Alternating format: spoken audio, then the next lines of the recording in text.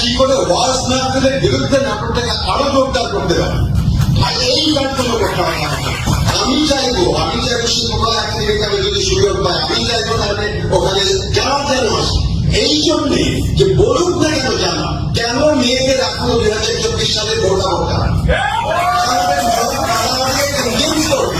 কেন এই 2024 সালে শরীয়তি রাষ্ট্র ব্যবস্থা দরকার।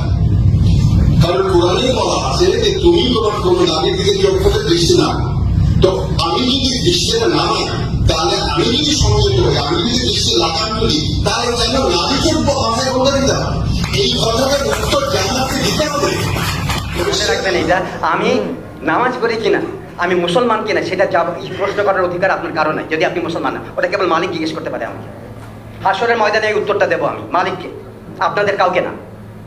কি বলি, ঠিক বলেছি? বাস, আমি আপনাকে জিজ্ঞেস করতে পারি না।